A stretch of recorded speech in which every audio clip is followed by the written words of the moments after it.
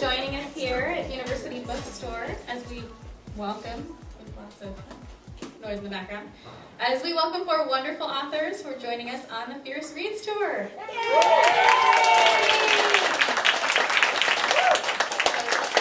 Leigh Bardugo,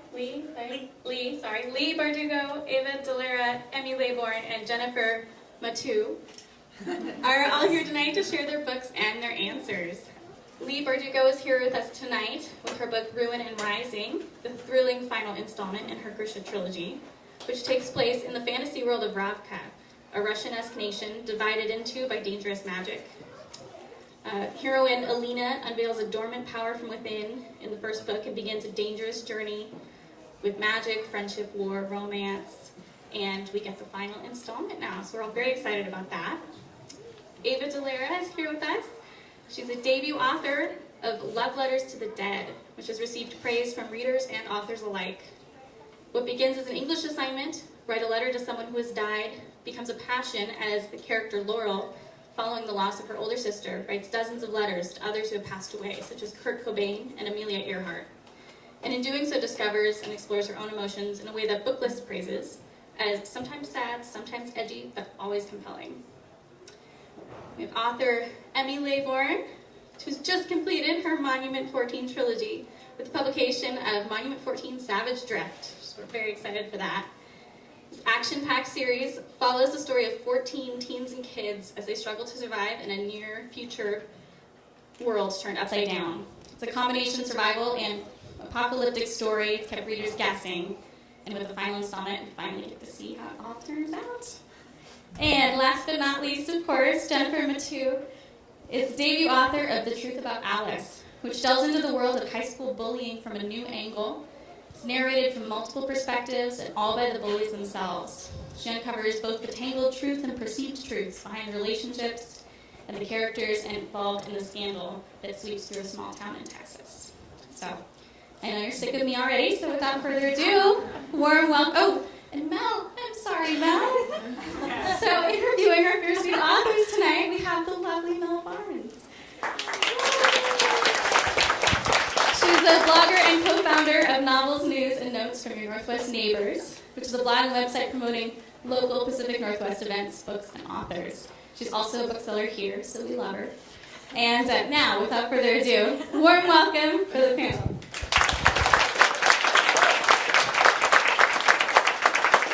Thanks, Jenny.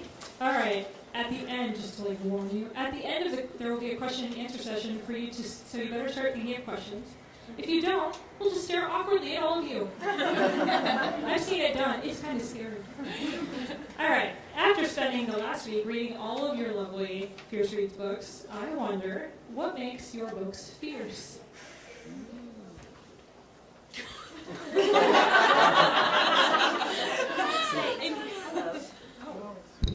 Word up. Have the mic on. Oh yeah, nice microphone. I would say that what makes my books fierce is torque. There's a lot of tension in my books. They are filled with, my book is a post-apocalyptic book about 14 kids trapped in a superstore while civilization collapses outside the gates. And they're stuck in there because outside there's been a series of environmental catastrophes culminating in the release of a chemical weapon called Moors that divides the population based on blood type, turning one type into paranoid freaks, and one type just blister up and die almost immediately. Another blood type, type O, turn into rage-filled, bloodlusty monsters. They're not monsters, they're just regular people who want to kill. And the last type, are made infertile and sterile. They'll never be able to reproduce, but otherwise they're totally fine. So they're just like watching while all this mayhem goes on. So it's fierce because, well, it's scary at times. There are kids behaving certainly in fierce ways. But what I think is the most brave and most courageous thing these kids do is try to take care of each other. The kids range in age from 5 to 18, and the teenagers really try to create, they're charged with creating a new society. How are they going to band together? How are they going to make it against these impossible odds? And so they wind up being fierce, oh God, I'm wearing out the word, but they're fiercely loving, they're fiercely protective, and I'll leave one more fiercely for Jennifer to use. Way to take off your notes. Thank you, Emmy. Sorry. Well, I think one thing that makes my book fierce is that I'm trying to tackle some issues that I think are important for teenagers and adults to talk about. As Jenny said, this book is about rumors surrounding this girl, Alice Franklin, who lives in this small Texas town of Healy. And the first rumor that gets started about her is that she slept with 2 boys in the same night at a party. And there are other rumors that get attached that she's later linked to the death of one of those boys. So quite quickly she goes from being a pretty popular, everyday girl in this little town to being labeled a slut and a killer, and she's really ostracized. But I hope what makes it fierce, in my day job, my other job is teaching 11th graders. I teach teenagers and I write for teenagers. And I don't think that we trust teenagers to really have honest conversations. We're scared to talk about sexual issues, we're scared to talk about bullying, we're scared to, can we really, have these honest, real, authentic conversations with them? And so I hope what makes my book fierce is that I'm not scared to talk about those issues. And I hope that this book is a conversation starter. So I guess that's what makes my book fierce. Is that fierce? Yeah, that's very Honesty, fierce? Okay. What she said. No, in earnest. My book also tackles some difficult things. I think one thing that I would add is that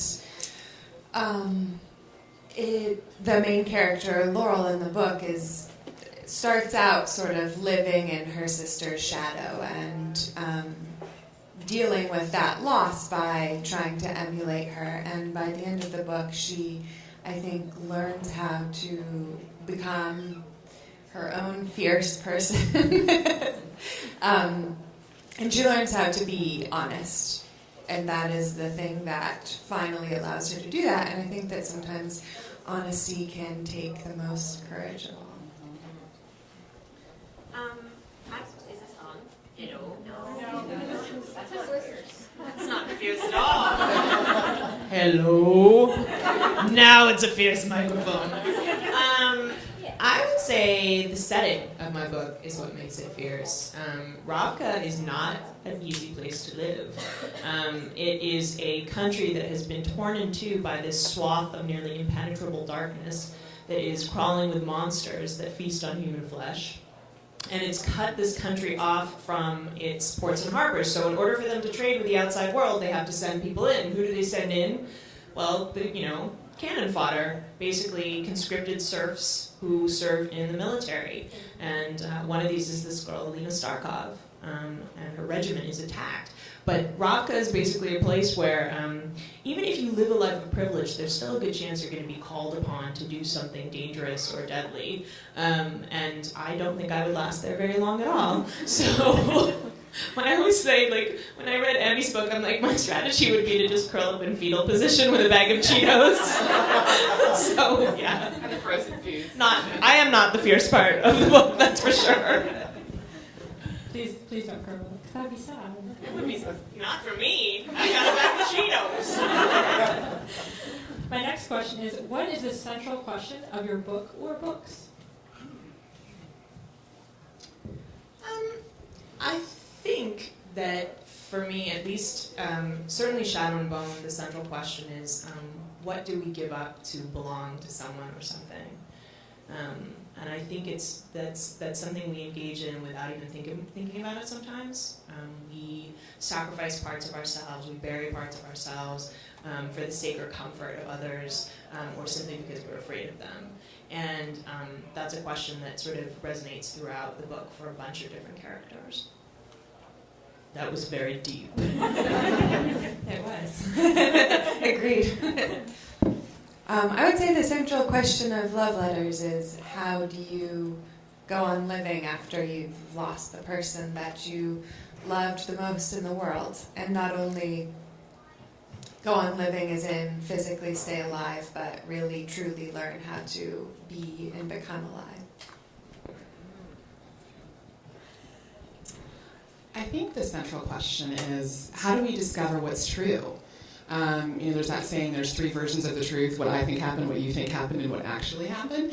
And I think that in The Truth About Alice, each character believes their story, but in the end, the reader is really the only one that has all the pieces of the puzzle. So, how do we figure out what's really true? How do we, especially when it comes to gossip and stories that we tell about each other? So, discovering the truth.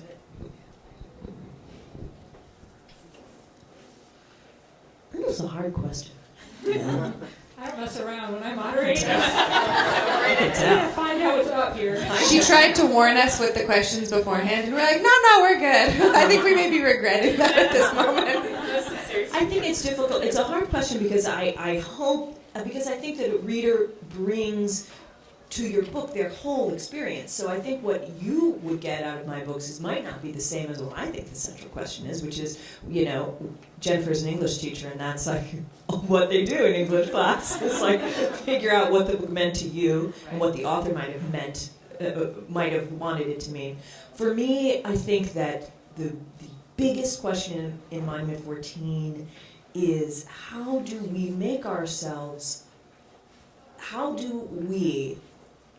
decide who we are when the world is turned upside down.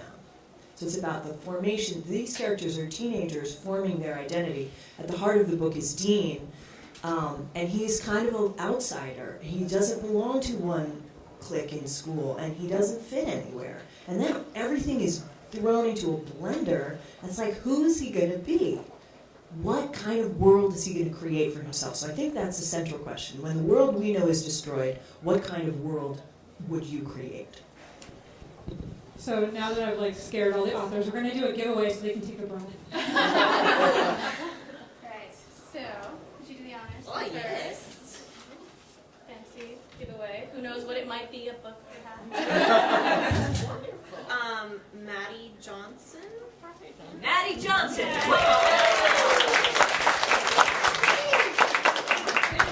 Open it, Maddie.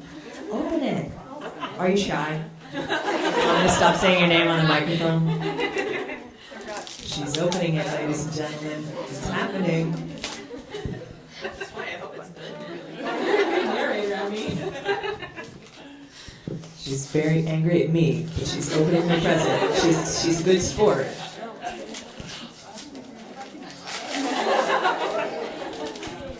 I promise you it's good. But the author is nuts.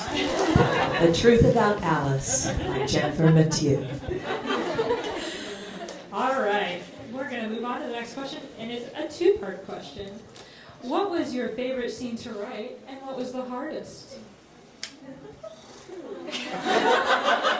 Well, go ahead. I remember mine. Yeah, that I got it.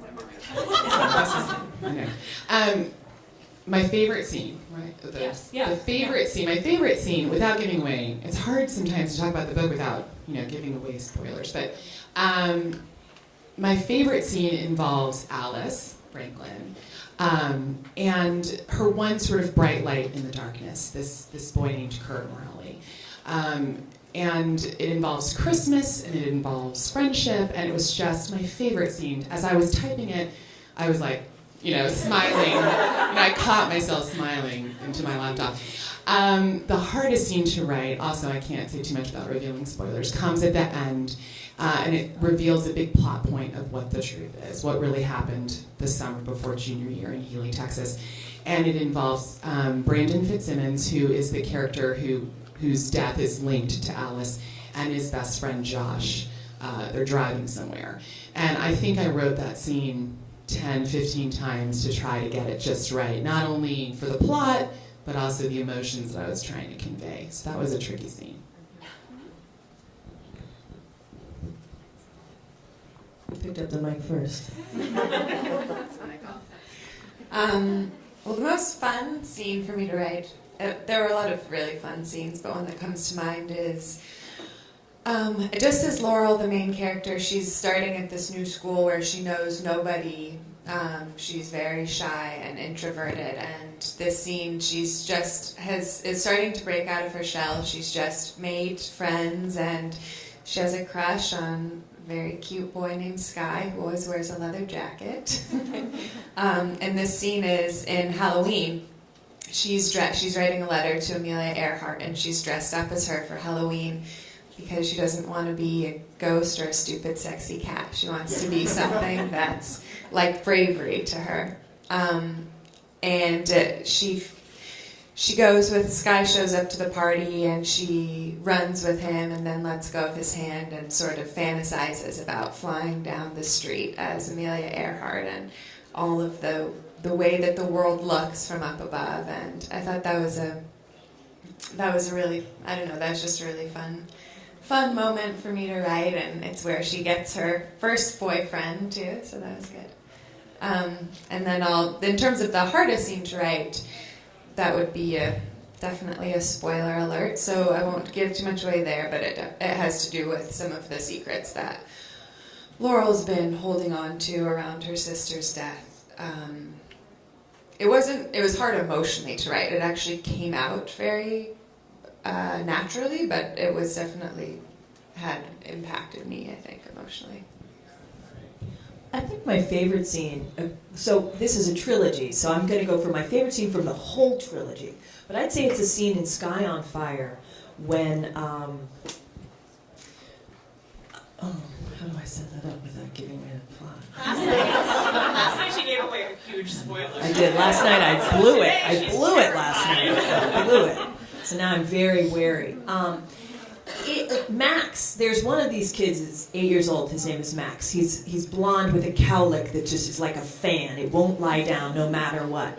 And he had in the past a very seedy life in the sort of underbelly of Monument, Colorado. And he has filled with these stories, which he gives in the most chipper attitude, just like matter-of-fact things about his life. And I think one of my favorite stories he writes is about how he found this mutt, this dog, and his mom hated the mutt. It was ugly, and it had one eye, and just horrible looking dog, but the dog was faithful. And then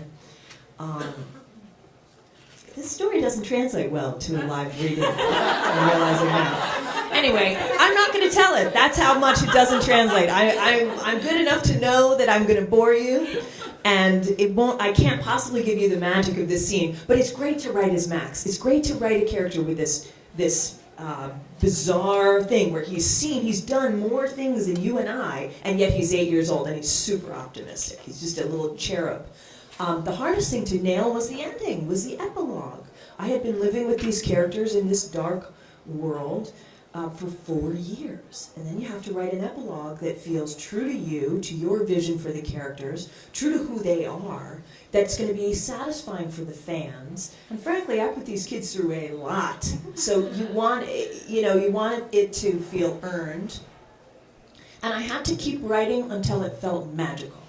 I had to keep writing till I gave myself goosebumps, because when I wrote the first couple pages of that book, I gave myself goosebumps. When I wrote the first couple pages, I went, wow, this is something.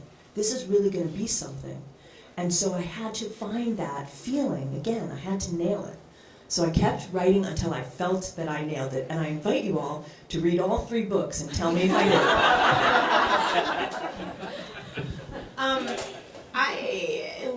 I feel like it's funny that when you said epilogue, I realized I think the hardest scenes for me to write are always the prologues. They're the last thing I write in the books. And although in Shadow and Bone, that first sentence and that prologue do a lot of the work of... I didn't want to do one of those fantasy things where it was like, in a time when blah blah, and the great forefathers... that got very like American Revolution. But I didn't want to just hit you with like a whole bunch of drop a lot of world building, and so I wanted to take you into a kind of fairy tale feeling, this kind of idea of like the sure and steady hand of fantasy that's guiding you through the story. And I remember rewriting that first sentence and I would come back to it because I think it's dangerous to get caught up in beginnings. So I was like, I'm going to leave this, I'm going to go write the rest of the book, and then I'll come back, and then I'll go write the rest of the book, and then I'll come back. So that prologue probably was the thing that took the longest of all 3 books to write. The most fun scenes for me are always the parties. Like, because I'm like, I don't have a budget. And I can throw whatever party I want. So there's a scene in Shadow and Bone where it's like, it's the winter fete. And it's, there's mermaids swimming in the fountain serving oysters. And there's people like dressed in like gold body paint in the trees. It's like Burning Man, but really wealthy. So, like, I love, one of my friends calls it food porn. Like, I love to write the feasts and the luxury of the world, even though it always comes with a price. But for me, it was really important not to have the series just be unrelentingly bleak. Like, there's so many bad things that happen that occasionally everyone should get to have like a really lovely snack. Wear a pretty dress. Yeah, that's right. Okay, you each now have the opportunity to hand sell us a book of your choice, not yours, someone else's, that you've enjoyed. Go for it. I'm going with Howl's Moving Castle by Diana Jones. Apparently I don't have to hand sell it to this crowd. That makes me so happy though, because sometimes like we'll talk about favorite books and I'll mention her name and people won't know who she is, and it's like a knife to my heart. Like, she was a huge influence not just on me but on tons of fantasy authors, and it's a wonderful place to start. The movie is great, but it's totally different, so definitely check out the book. I'm going to go with Seattle local Lish McBride's Hold Me Closer, Necromancer. So good. It's about a Seattle fast food guy who finds out he's a necromancer. And it's so funny, and it's written, and she's got this incredibly cool way of talking. I met her on the very first Fierce Reads tour we did, and I was a total wreck. I was so excited, and I wanted to dress like her and be her, which is not at all work for me. I'm not like her. I can't be Lish McBride, but I can pitch you her book. It's really good. What's a necromancer? A necromancer is someone who can raise the dead and control them. Sold. Wait, that goes so well with your book. Love letters to this, sort of.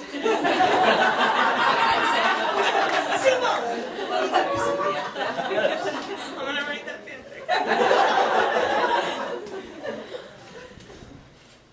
Well, I will say a book that's actually not going to be out until September, but I had the privilege, the luxury of reading an ARC, an advanced reader copy that I got at the Texas Library Association convention called Belzar by Meg Wolitzer. She wrote a book called The Interestings for adults, but Belzar is her first YA, and I just fell in love with it. It's got a soft fantasy element to it, and it's this girl that goes to a boarding school called the Wooden Barn.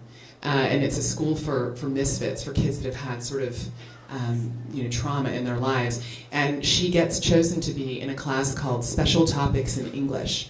And they're given these journals, and I'm not going to give anything else away, but it's called Belzar, and it just blew me away. I think it's out in September. That's my hand sell. And Eleanor and Park. I don't know if anyone.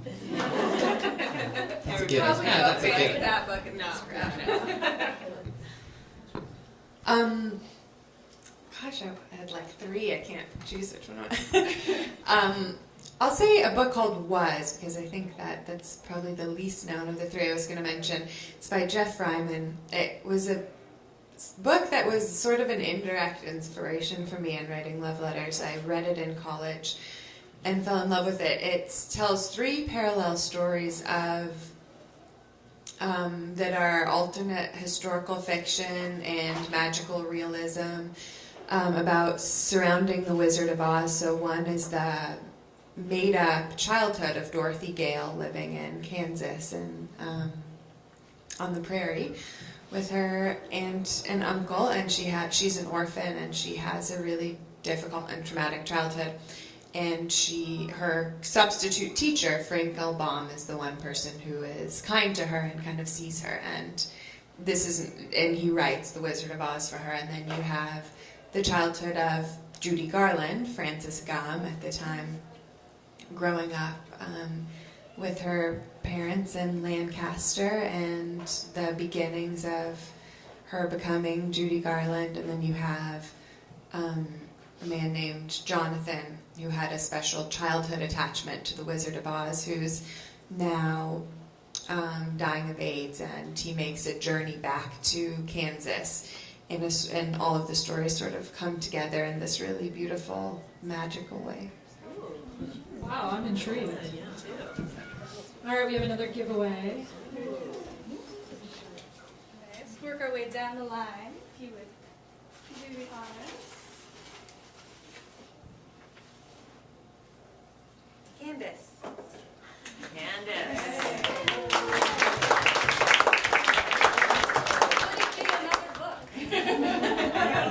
It may be.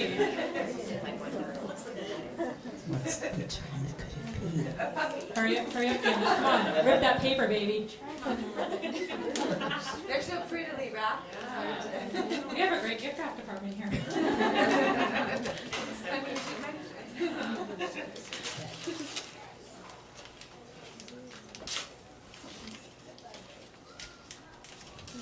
Candace, what you got? Apple this time. Moon and Rising by Leigh Bardugo. I've been called so much worse. All right, our panel is split evenly between debuts and endings of trilogies today. So I have questions that address both. So for the first ones, we're going to ask Ava and Jennifer to answer, what has your experience been like with the publication of your book, and what has been the most surprising aspect of the experience?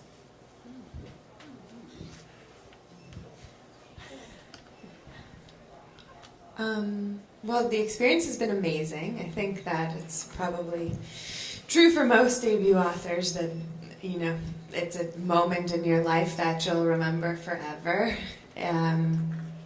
I think I've been especially lucky to get to work with incredible people on the book. I feel like it's all been kind of a real gift the whole time.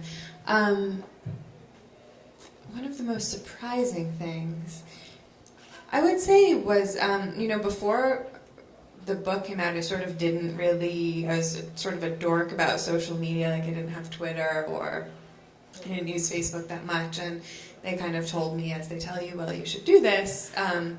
At first I was like very anxious about tweeting. Like I felt like I needed to like rewrite my tweets or something, even though I had like 5 followers. I was like such a perfectionist. I was like, how should I describe this like thing that I'm eating right now? And I'd just be like, oh, forget it. I can't tweet that. I don't know. I don't know what sounds good. But I've since learned to love the medium, and so that was a roundabout way of saying that. I think that connecting with people who've read the book has been one of the most surprising things and one of the biggest gifts to that's been online and in emails and in person. It's just been, I don't know, it's absolutely amazing. I think when you start out writing a book, you just dream that one day it'll be a book in the world and that there's one person somewhere who it could mean something to or matter to. So I don't know, I think that's been the biggest surprise and a delightful one. Well, the process for me has just been wonderful. It was a long journey. I had an agent for several years. I had manuscripts that got really close to selling and never did. So the whole process has just been a huge gift.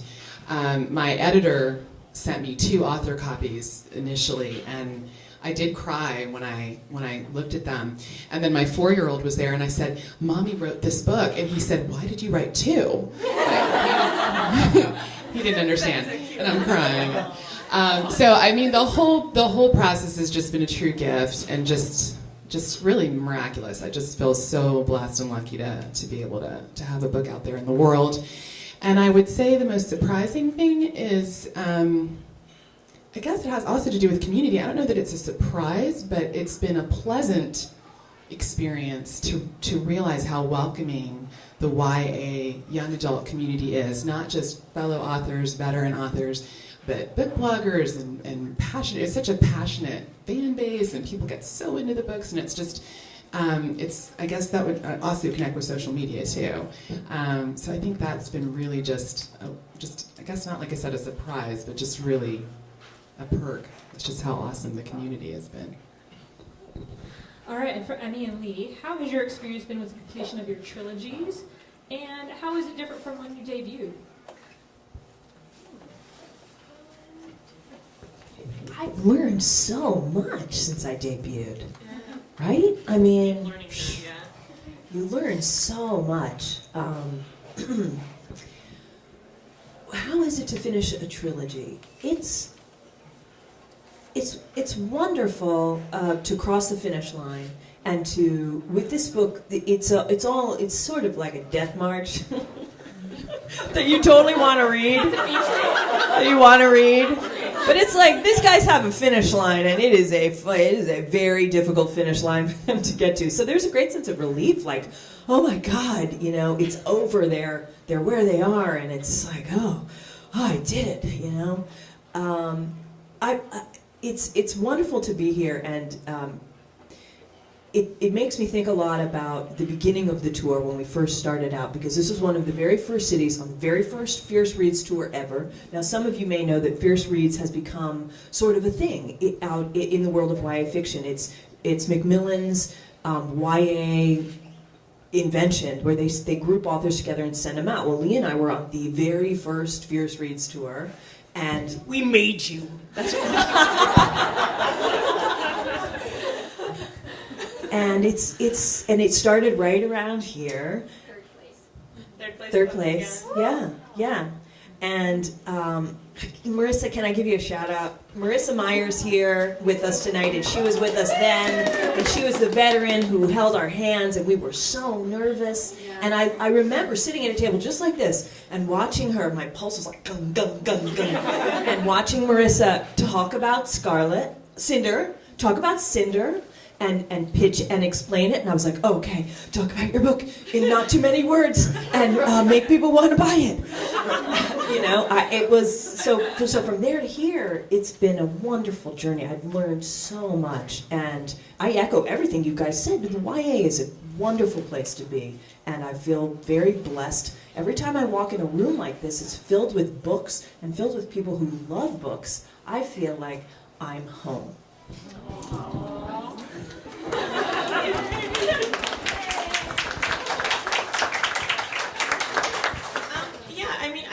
I think one of the great things about the YA community is that, like, we do have kerfuffles. Every so often we have a kerfuffle, but we also are often under siege. We're often under attack by people. Like, every month or so, somebody's just like, YA.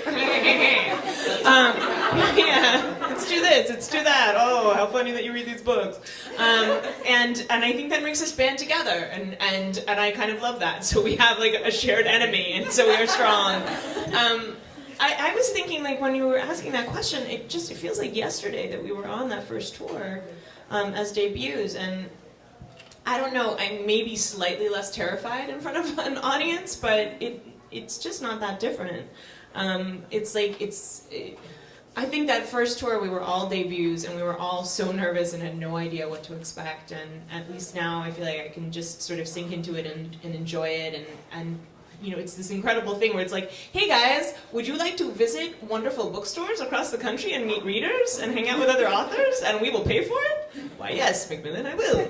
So that is a really lovely thing. As far as finishing a trilogy, I outline everything, and I knew how this story was going to end for a really long time, for years, literally, and it was still so scary to put it on paper.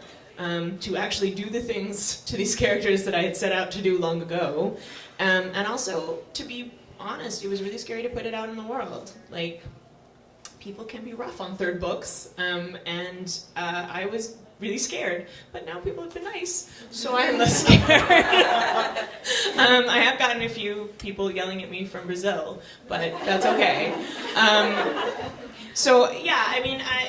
Trilogies are hard. I think third books come with so much expectation, and for me, writing the third book was much more emotional than I expected. I always laughed at authors who cried at their own work. I was like, what kind of loser are you, crying at your own words? And then I literally could not get through a read of this draft without crying. So I am the loser writer. All right, surprisingly, we have another giveaway. This one does not need to be unwrapped. I know, right? It is a lovely, giant Fierce Reads bag with a handle. You will look Fierce handle. Fierce handle, yes. Great. Linda? Buck?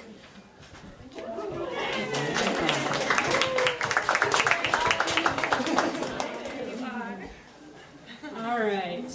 I now have a different question for every author up here. Thanks to help from bloggers Jenny and Nikki, because I was like failing last night to come up with really awesome questions. So let's start with Ava. Throughout Love Letters to the Dead, Laurel writes to many diverse people. Which letter, for whatever reason, was the hardest to write? Like one, who was the hardest to write to, or one specific letter in the book? Either way.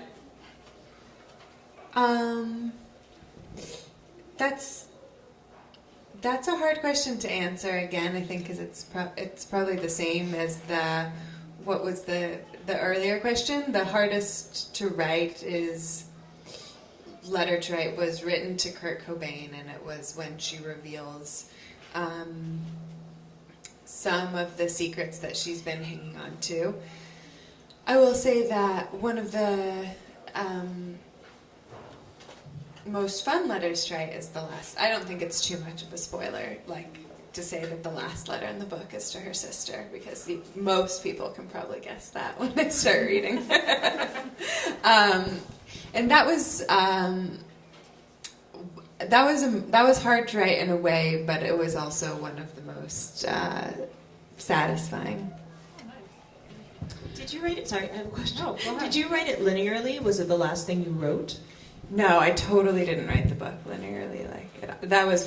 It was not the first thing I wrote, but I partway through wrote some of the hardest moments in the book. I think the turning points and the final letter, and then it filled in from there.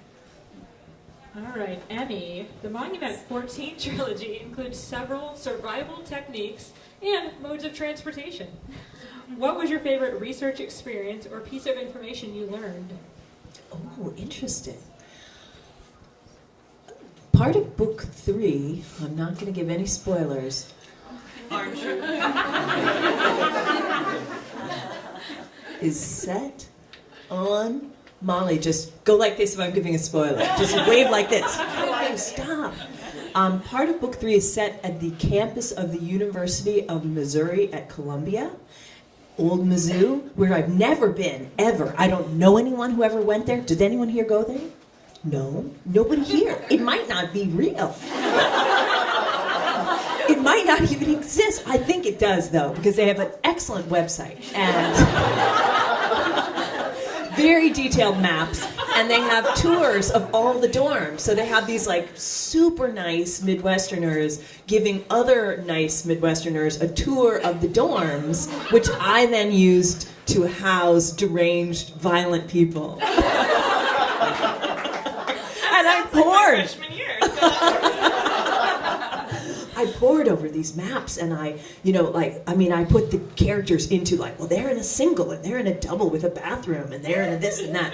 And so I really got into it. But I have to say that was part of the way I got this idea was, for the whole series, was that I love to be in a space and plot how I would survive if something happened. So every time I'm in a Target, and every time I've ever been a Target, I'm going all right, the beds are there, and we barricade the windows with those shelves because they move, right? We have to get them up from the floor and get them to the windows, and we've got all the food we want. If it's a super Target, you never have to leave. So did I answer your question? Oh, you did a great job. All right, Jennifer. Obviously, bullying is something that affects many people of different backgrounds. How would your story have changed if Alice had been a male character instead? Oh, well, that is a great question. This has kind of gotten, a lot of people are talking about this the slut-shaming book.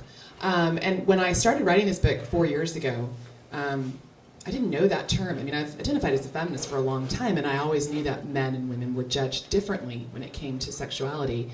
But I didn't know that term, and then I heard it, and it's kind of gotten some buzz in the media. So I actually think that if Alice had been a boy and had slept with 2 girls in one night, I don't think anything would have happened to him. I think he probably would have been called a player, you know. I think that's not to say that boys can't be the victims of bullying and abuse, certainly not. That's not what I mean to imply, but I do think Alice, being a girl, is a core part of the book. I knew I wanted to write a small town story. I knew I wanted to write about somebody on the fringes who was ostracized. I wanted it to be a girl. And sadly, I think one of the main ways we ostracize young women and girls in this culture is judging their sexuality, judging their bodies. And so, you know, that's a great question. Thanks. I had hope. Yeah. Really good. I totally admit that. All right, Leigh. Yes. I'm not doing any spoiler questions, so this question is going to be awesome. Leigh, the Grisha trilogy intertwines adventure, battles, and the friendship built between unlikely characters. Looking forward to your exciting spin-off. What can we look forward in the Dregs series? Well, I've described. Okay, so the Dregs it's set in the Grisha world, but it's focusing on a country called Kerch, which is this little island nation at the bottom of the map, and it's sort of like the antithesis of Ravka. Ravka has really been in this economic stranglehold and has failed to industrialize, and they don't have the same technologies as the world. Kerch is like this hyper-capitalist nation. It's the hub of all legal trade and all illegal trade. And there happen to be a lot of gangs that run around Ketterdam, which is like the heart of beauty and culture, and also the home to one of the worst slums in the world. And my heroes all come from that slum. They're the Dregs, and they're my kind of Ocean's 11, Inglourious Bastards, Dirty Dozen, ragtag band of misfits, impossible heist story. So that's the story. So you can expect unlikely friendships and romance and battles, all interweaved with Grisha magic. So yeah. Excellent. Thank you, ladies. Those are wonderful answers. All right, one last question before we do a flash round. What is the greatest lesson you learned from your main character or characters? I will answer this. And this is actually, wow, this feels weirdly candid. Okay, so I was approached by some very nice people at a clothing brand called BCBG to do a fashion layout. And I felt insecure about the way I looked my entire life. And I had this moment, they asked me to do this, and I was like, this is so cool. And then I was like, everyone's gonna look at me. Everyone's gonna judge me, and it's the internet, and they'll say mean things. And then I was like, you know what? You talk the talk all the time about loving yourself and being a badass and not caring what people think. And you know what? Now you're gonna walk the walk. And I was like, hell yeah, BCBG, I will do that. And I did it. And when I got the pictures, I was like, yeah, I'm a little round and I like it. Like, I was just like, you know, and so my heroine is somebody who starts out really insecure, and she becomes somebody ferocious by the end of this book. She is a force to be reckoned with, and that to me is something that, you know, I have to aspire to work towards every day, but I want to. So yeah, that's what I learned from Leigh.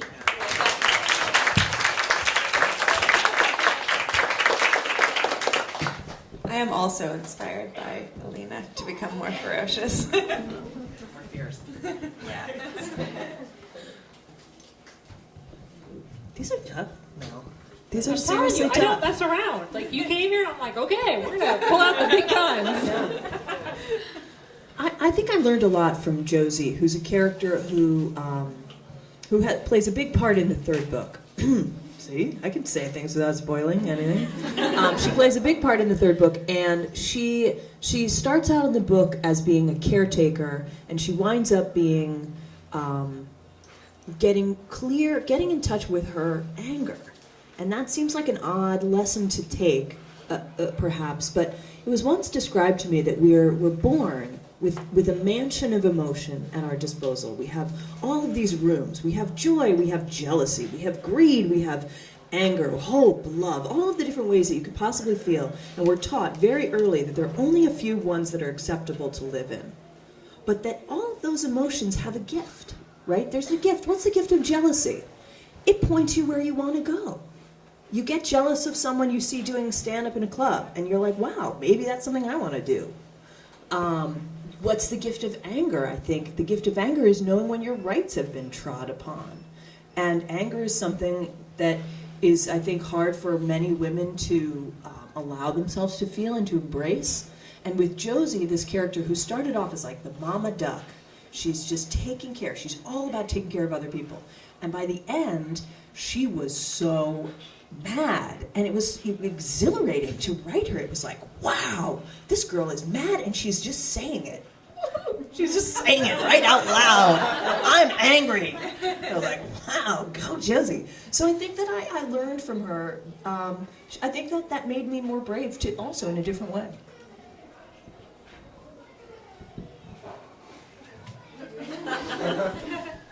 Well, you know, my book is told from multiple points of view, so there's not. Don't leave.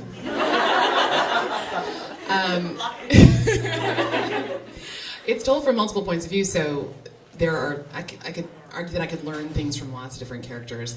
Although my characters do some really awful things, for sure. One thing, though, that I kind of held in the forefront of my mind that I was really reminded of and really took with me after I finished writing this book is a saying I heard somewhere. I don't know who said it, but it's the idea that everybody has a story inside of them that if you heard it, it would break your heart. And everyone's got that sad experience or that heartbreak or that loss or that experience that really, like I said, if you heard it, it would break your heart. And I think if we remembered that about each other, we would be a lot more gentle with one another and a lot kinder to one another. And I really have had that line sort of running through my mind when I get impatient or frustrated or whatever. I think that person has a story inside of them that if I heard it would break my heart. And so I think it's helped me, right? This book has helped me be more patient and kind, I guess. I hope. No, I mean, not that I don't get angry. Like you said, sometimes it's good. You know, it's like, I'm not just a saint or something, but, you know, I think that it taught me a lesson to write this book. Well, when I started writing love letters a couple of years after I'd lost my mom. So I think that for me, writing the book was helping me heal just as Laurel's letters were helping her heal. And one of the things that I think I learned most from it is similar to in watching her grow as a character and then figuring out what she needed to learn as a character. And I had a lot of help from great readers along the way, but was the emotion she was avoiding in a similar theme to what other people have been saying.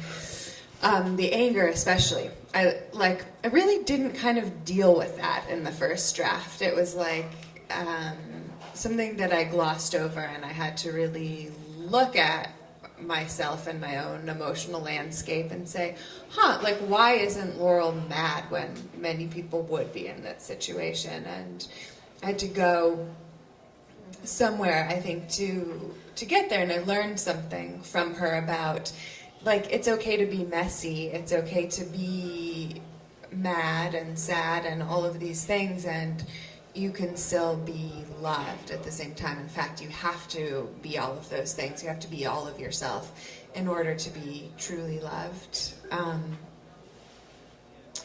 And I guess the other thing I would say I learned is that she, in the process of writing this book, there's something she says towards the end.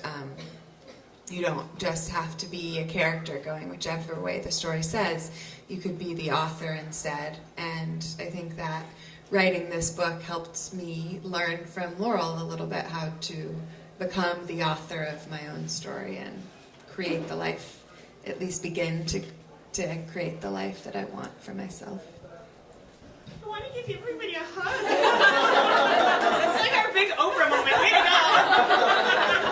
Yes, we love each other, bringing the audience together. While Emmy continues to sing, Emmy hugs everyone, we have a giveaway. This is too mushy. We're breaking it up. And the winner is what? not this one? Oh. Is Este Chen. Este Chen. Woo! I hope it's my book. Right, we didn't give one of mine away yet. No, not yet. What if it's just like the goldfinch? We're just going to keep giving other people's books away, but not yours. It's just the Bible. She already has one, probably. It's a dictionary. Come on, What else open could it it be? fast. Just tear that baby. Ooh. It's my Oh, idea. It looks familiar. Not to me. No, just kidding. Yay! It's It my is book! Emmy's book. Do you feel better, Emmy? I feel great. Okay. Now that you're feeling great, we're going to move to Flash Question Time. For those of you who do not know, the Flash Questions are some fun, quickly answered questions. So not paragraph answers. Really, really quick. Ready? Bam. Ready. All right, here we go.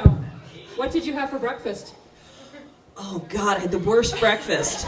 A Greek yogurt with one Splenda, a nut milk shake, and some rice chips. We were at the airport. 5 in the morning. It was airport breakfast. I had a yogurt also, but I liked my yogurt. And a chocolate croissant and a mocha.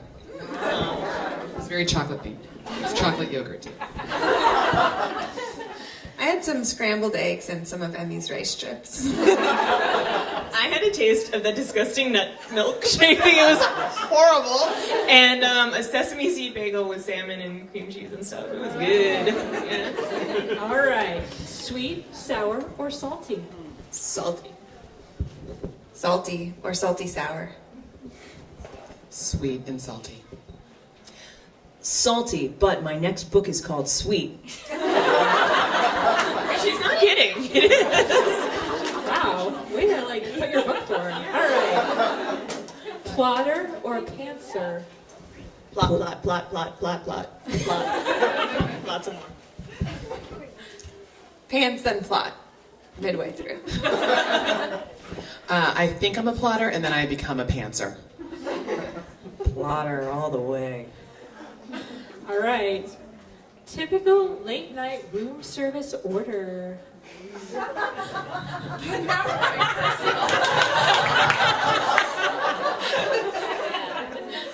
A stripper and...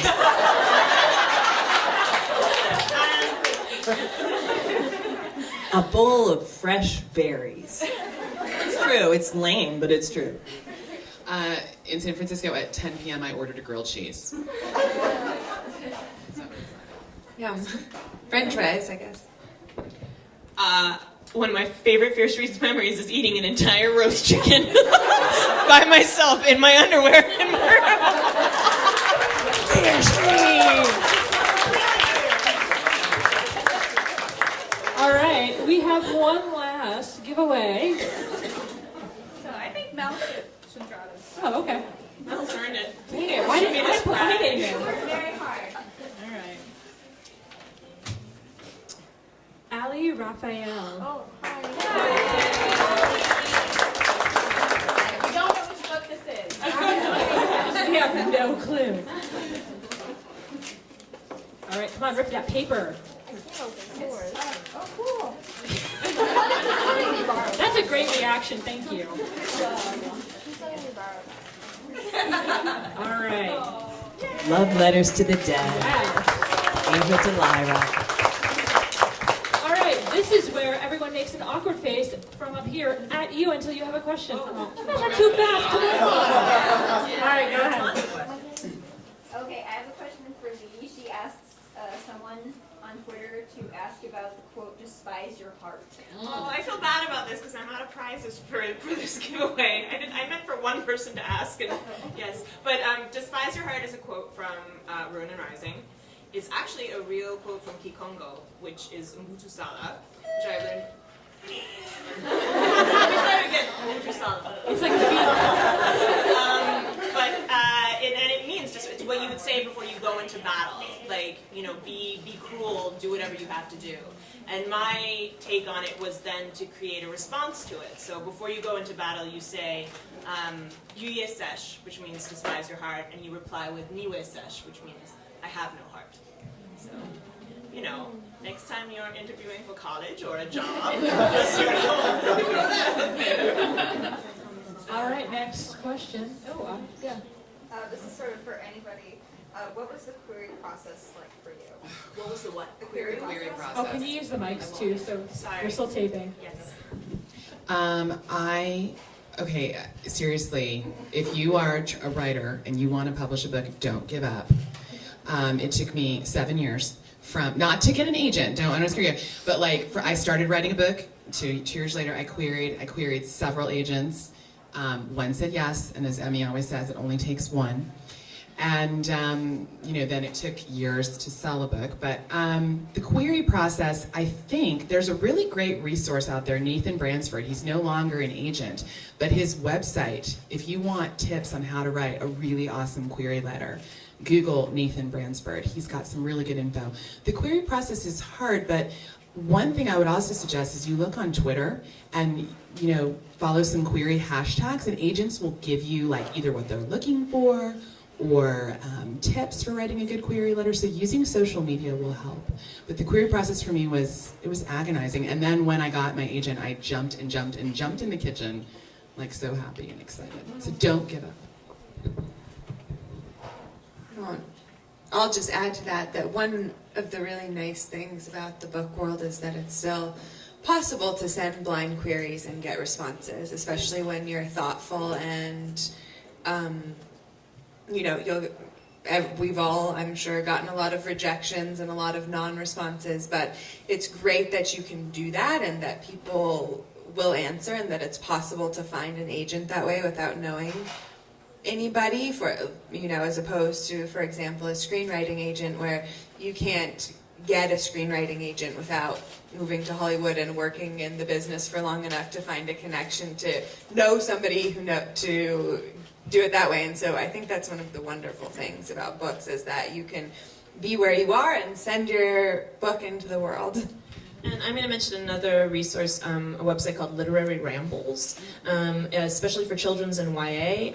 They do, or at least they used to do, I haven't looked recently, but they interview agents and have agent profiles, and that is actually where I first read about Joanna Volpe, who ended up being my agent. And from there, you need to go and like check their website and see what they're looking for and all of that. But it was a great way to sort of begin narrowing the field because it can feel very overwhelming. Okay, next question. Before we do that, really quick, is there anybody who needs to make a purchase? If so, you do that now while we're still doing Q&A, then we can shut down our register for the night. And then a couple more questions, Carrie? Okay. All right. Oh, sorry. It was you. Yes. I have a question for Emmy, and then like kind of a fun question for everyone. I remember on Twitter you hinted about your next book, and then you just gave us your title. Yeah. Can you explain your next book to us? Yeah, I'm so excited about my next book. As I said, it's called Sweet. It's about a celebrity-studded luxury cruise to launch a new diet sweetener. They sort of load all of these kind of B celebrities and reality TV stars and like Kim Kardashian type people onto a luxury cruise liner. This sounds like my worst nightmare. Oh, wait. They load all these glamorous people on, they have doing media coverage, and they set off, they paint a big stripe on the side of the boat. The idea is they're going to go out for 7 days, and when they come back, everyone on the boat will have lost 10 to 15% of their body weight, and the boat will be up higher in the water. That's their idea. It's not good science, but that's their funny promotional idea. So they go off, and the people start taking this drug, and it's wonderful, and it works. They're losing weight, and it tastes great, and it makes them feel kind of lusty, and they love it, and they love it a lot, and then they want more of it. They want more than the recommended dosage, and the scientists try to kind of put the brakes, but the passengers riot, and they rip apart the galley, and they take it all, and now they're like super skinny. And they want more of this drug, but it's gone, and they lick it out of the carpet, and they lick it off the walls, and it's all gone, and they're out to sea, but they can still smell it in each other's blood. Every day she talks about this, I want to read this book. So it goes, as I like to say, it goes like, first it goes comically wrong, then tragically wrong, then just terrifyingly wrong.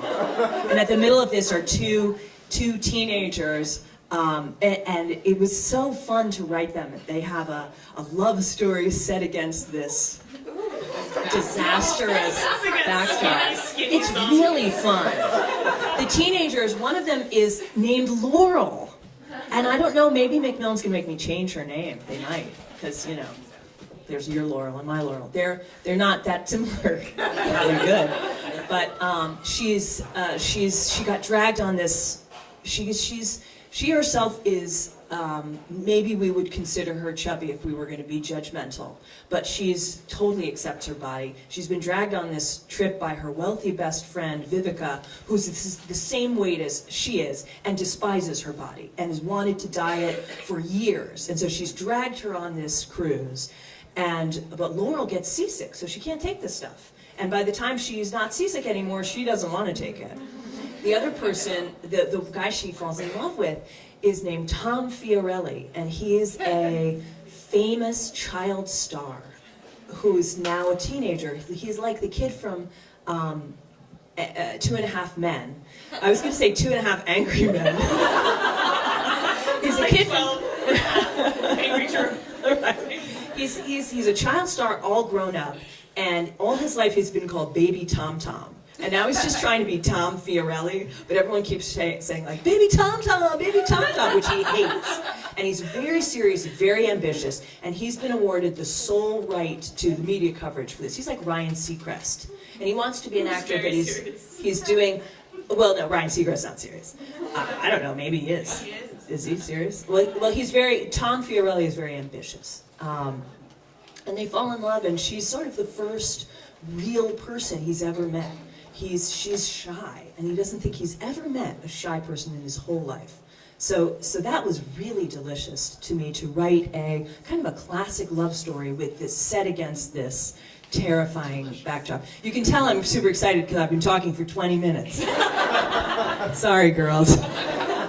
You had another question. What's the second part of it? Oh yeah, for everybody. It's just hypothetically in relation to Emmy's book. What's your blood type? Hypothetically. Oh. No idea. Oh, positive. Stay away from her. Seriously. Going crazy. Oh, we're gonna die. Told you, a bag of Cheetos. He will still be in the store while everybody else is outside Right. trying to figure out what's happening. All right. Oh, yeah, go ahead. Leigh, what kind of Grisha power do you want, or do you think would be your affinity? Well, I'm a very bloodthirsty person, so I would love to. I'm always torn on this. I think like I would love to be a Korporalnik. Like I would love to be able to like, you know, be at a really boring lunch or something and be like sleep. Or like calm down. I could slow my own pulse or whatever. But I think in my heart, I'm a fabricator. Like leave me alone in my workshop, being crafty, and I'll be content. Yeah. All right, we have time for one more question.